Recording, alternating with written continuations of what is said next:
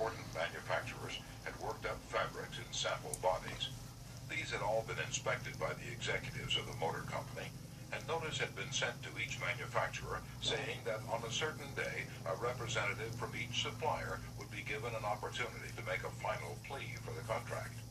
GBR, a representative of one manufacturer, arrived in town with a severe attack of laryngitis. When it came my turn to meet the executives in conference, Mr. R. said, as he related the story before one of my classes, I had lost my voice. I could barely whisper. I was ushered into a room and found myself face to face with the textile engineer, the purchasing agent, the director of sales, and the president of the company. I stood up and made a valiant effort to speak, but I couldn't do anything more than squeak. They were all seated around a table, so I wrote on a pad of paper, "Gentlemen, I have lost my voice. I am speechless." "I'll do the talking for you," the president said. He did. He exhibited my samples and praised their good points. A lively discussion arose about the merits of my goods, and the president, since he was talking for me, took the position I would have had during the discussion. My sole participation consisted of smiles, nods, and a few gestures. As a result of this unique conference, I was awarded the contract, which called for over 500,000 yards of upholstery fabrics at an aggregate value of $1,600,000, the biggest order I had ever received. I know I would have lost the contract if I hadn't lost my voice, because I had the wrong idea about the whole proposition. I discovered, quite by accident, how richly it sometimes pays to let the other person do the talking. Letting the other person do the talking helps in family situations as well as in business. Barbara Wilson's relationship with her daughter, Lori, was deteriorating rapidly. Lori, who had been a quiet, complacent child, had grown into an uncooperative, sometimes belligerent teenager. Mrs. Wilson lectured her, threatened her, and punished her, but all to no avail. One day, Mrs. Wilson told one of our classes, I just gave up. Lori had disobeyed me and had left the house to visit her girlfriend before she had completed her chores. When she returned, I was about to scream at her for the 10,000th time, but I just didn't have the strength to do it. I just looked at her and said sadly, "Why, Lori, why?" Lori noted my condition and in a calm voice asked, "Do you really want to know?" I nodded, and Lori told me, first hesitantly, and then it all flowed out. I had never listened to her. I was always telling her to do this or that. When she wanted to tell me her thoughts, feelings, ideas, I interrupted with more orders. I began to realize that she needed me, not as a bossy mother, but as a confidant, an outlet for all her confusion about growing up. And all I'd been doing was talking when I should have been listening. I had never heard her. From that time on, I let her do all the talking she wanted. She tells me what is on her mind, and our relationship has improved immeasurably. She is, again, a cooperative person. A large advertisement appeared on the financial page of a New York newspaper, calling for a person with unusual ability and experience. Charles T. Kubelis answered the advertisement, sending his reply to a box number. A few days later, he was invited by letter to call for an interview. Before he called, he spent hours in Wall Street finding out everything possible about the person who had founded the business. During the interview, he remarked, "I should be mighty proud to be associated with an organization with a record like yours. I understand you started 28 years ago with nothing but desk room and one stenographer. Is that true?" Almost every successful person likes to reminisce about his early struggles, and this man was no exception. He talked for a long time about how he'd started with $450 in cash and an original idea. He told how he'd fought against discouragement and battled against ridicule, working Sundays and holidays 12 to 16 hours a day, how he finally won against all odds, until now the most important executives on Wall Street were coming to him for information and guidance. He was proud of such a record. He had a right to be, and he had a splendid time telling about it. Finally, he questioned Mr. Kubelis briefly about his experience, then called in one of his vice presidents and said, "I think this is the person we're looking for." find out about the accomplishments of his prospective employer. He showed an interest in the other person and his problems. He encouraged the other person to do most of the talking and made a favorable impression. Roy G. Bradley of Sacramento, California, had the opposite problem. He listened as a good prospect for a sales position, talked himself into a job with Bradley's firm. Roy reported, "Being a small brokerage firm, we had no fringe benefits, such as hospitalization, medical insurance, and pension. Every representative is an independent agent.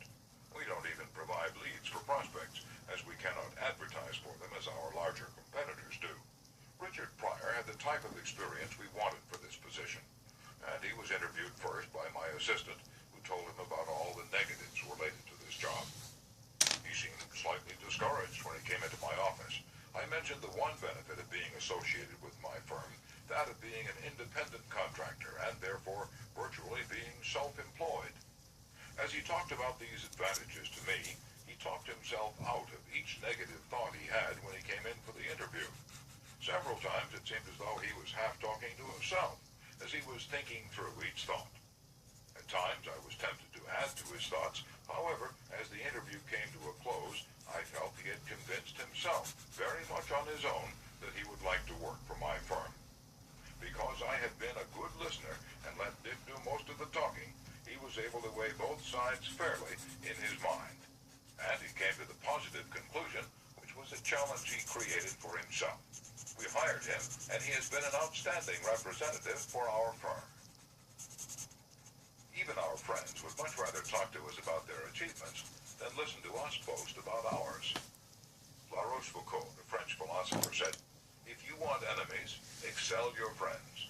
But if you want friends, let your friends excel you." Why is that true? Because when our friends excel us, they feel important. But when we excel them, they, or at least some of them, will feel inferior and envious. By far the best-liked placement counselor in the Midtown Personnel Agency in New York City was Henrietta G. It hadn't always been that way. During the first few months of her association with the agency, Henrietta didn't have a single friend among her colleagues. Why? Because every day she would brag about the placement she had made, the new account she had opened, and anything else she had accomplished.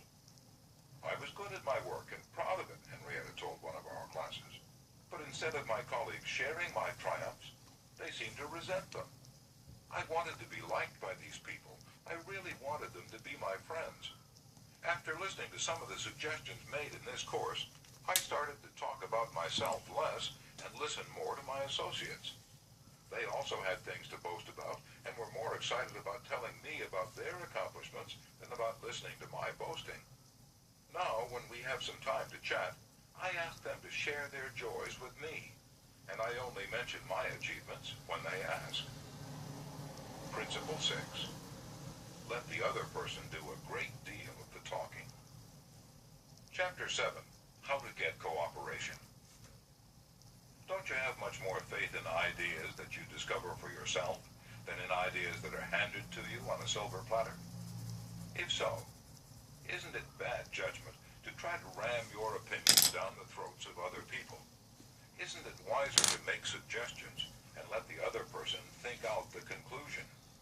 Adolph Seltz of Philadelphia, sales manager in an automobile showroom and a student in one of my courses, suddenly found himself confronted with the necessity of injecting enthusiasm into a discouraged and disorganized group of automobile salespeople.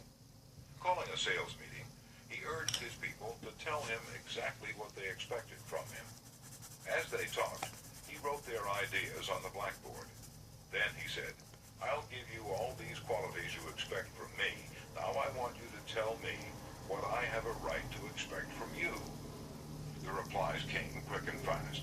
Loyalty, honesty, initiative, optimism, teamwork, 8 hours a day of enthusiastic work. The meeting ended with a new courage, a new inspiration. One salesperson volunteered to work 14 hours a day, and Mr. Seltz reported to me that the increase of sales was phenomenal. The people had made sort of a moral bargain with me, Mr. Seltz said, and as long as I lived up to my part in it, they were determined to live up to theirs. Consulting them about their wishes and desires was just the shot in the arm they needed. No one likes to feel he or she is being sold something or told to do a thing. We much prefer to feel that we're buying of our own accord or acting on our own ideas. We like to be consulted about our wishes, our wants, our thoughts. Take the case of Eugene Wesson. He lost countless thousands of dollars in commissions before he learned this truth. Mr. Wesson sold sketches for a studio that created designs for stylists and textile manufacturers. Mr. Wesson had called on one of the leading stylists in New York once a week, every week, for 3 years. He never refused to see me, said Mr. Wesson, but he never bought. He always looked over my sketches very carefully and then said, "No, Wesson, I guess we don't get together today." After 150 failures, Wesson realized he must be in a mental rut, so he resolved to devote one evening a week to the study of influencing human behavior to help him develop new ideas and generate new enthusiasm. He decided on this new approach. With half a dozen unfinished artist sketches under his arm, he rushed over to the buyer's office. "Here's some uncompleted sketches. Won't you please tell me how we could finish them up in such a way that you could use them?" The buyer looked at the sketches for a while without uttering a word. Finally, he said, "Leave these with me for a few days, Wesson, and then come back and see me." Wesson returned 3 days later, got his suggestions, took the sketches back to the studio, and had them finished according to the buyer's ideas. The result? All accepted. After that, this buyer ordered scores of other sketches from Wesson, all drawn according to the buyer's ideas. "I realized why I had failed for years to sell him," said Mr. Wesson. "I'd urged him to buy what I thought he ought to have. Then I changed my approach completely. I urged him to give me his ideas. This made him feel that he was creating the designs, and he was. I didn't have to sell him. He bought." Letting the other person feel that the idea is his or hers not only works in business and politics, it works in family life as well. Paul M. Davis of Tulsa, Oklahoma, told his class how he applied this principle. "My family and I enjoyed one of the most interesting sightseeing vacation trips we'd ever taken. I'd long dreamed of visiting such historic sites as the Civil War battlefield in Gettysburg, Independence Hall in Philadelphia, and our nation's capital. Valley Forge, Jamestown, and the restored colonial village of Williamsburg were high on the list of things I wanted to see. In March, my wife Nancy mentioned that she had ideas for our summer vacation, which included a tour of the western states, visiting points of interest in New Mexico, Arizona, California, and Nevada. She'd wanted to make this trip for several years, but we couldn't obviously make both trips. Our daughter Anne had just completed a course in U.S. history in junior high school, and had become very interested in the events that had shaped our country's growth. I asked her how she'd like to visit the places she'd learned about on our next vacation. She said she'd love to. 2 evenings later, as we sat around the dinner table, Nancy announced that if we all agreed, the summer's vacation would be to the eastern states, that it would be a great trip for Anne and thrilling for all of us. We all concurred. The same psychology was used by an X-ray manufacturer to sell his equipment to one of the largest hospitals in Brooklyn. This hospital was building an addition and preparing to equip it with the finest X-ray department in America. Dr. L., who was in charge of the X-ray department, was overwhelmed with sales representatives, each caroling the praises of his own company's equipment. One manufacturer, however, was more skillful. He knew far more about handling human nature than the others did. He wrote a letter, something like this. "Our factory has recently completed a new line of X-ray equipment. The first shipment of these machines has just arrived in our office. They are not perfect, we know that, and we want to improve them, so we should be deeply obligated to you if you could find time to look them over and give us your ideas about how they can be made more serviceable to your profession. Knowing how occupied you are, I shall be glad to send my car for you at any hour you specify." I was surprised to get that letter, Dr. L. said, as he related the incident before the class. I was both surprised and complimented. I had never had an X-ray manufacturer seeking my advice before. It made me feel important. I was busy busy every night that week, but I canceled a dinner appointment in order to look over the equipment. The more I studied it, the more I discovered for myself